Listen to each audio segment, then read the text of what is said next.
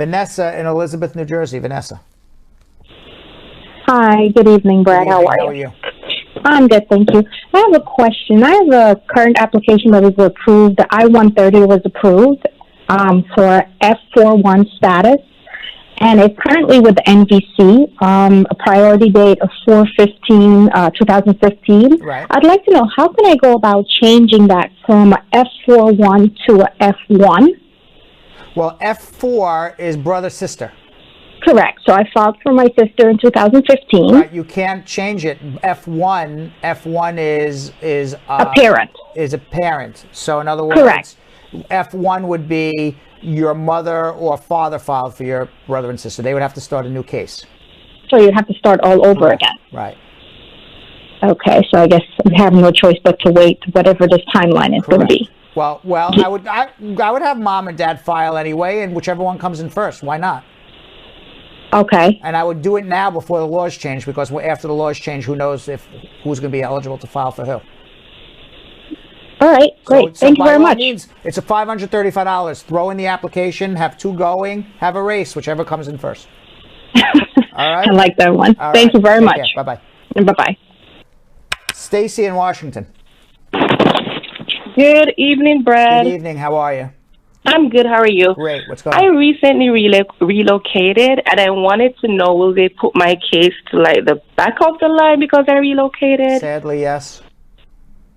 So it will take 18 months. I don't know. So, where'd you relocate from? From D.C. to Virginia. Well, it depends if it's a different immigration office jurisdiction. If it's not a different jurisdiction, then you'll be fine. If it's a different jurisdiction, whatever that timeline is in that particular jurisdiction, sadly. All right, thank you. Sorry. Okay. Joy in Newark. Joy. Hey, Brad. Hi, Joy. How are you? I'm good. So, my question is, I filed for an application for asylum, and so right now I'm in removal proceedings. I have my employment authorization and Social Security, but I left a minor daughter at home, and now she's 6, and I want her to come visit me. So, is there any law that states that people with just employment authorization cannot send an invitation for their daughter to come? Over for a visa? You filed for asylum? How do you have your work? Yes. Yeah, and there's no law that says, I mean, your daughter could always try to get a visitor's visa, but I doubt they're going to give her a visitor's visa when the mom filed for asylum. So, but it's not going to affect my application in any way, right? No, but your daughter will most likely be turned down. What I would suggest is this. How long has your asylum been pending? 1 year and some months. All right. So what I would suggest is maybe let's take a look at your asylum case. If it is a very strong asylum case, perhaps you want to do a mandamus, force them to make a decision on your case, get approved, and then get your daughter here. Because other than that, who knows how long you'll wait. If it's not a strong case, then we got to figure out other ways. Okay. So is it possible to kind of refer me to your secretary or something to book an appointment? Hold on. Thank you. Maddie in Chicago. Hi, Brad. How are you doing today? Good.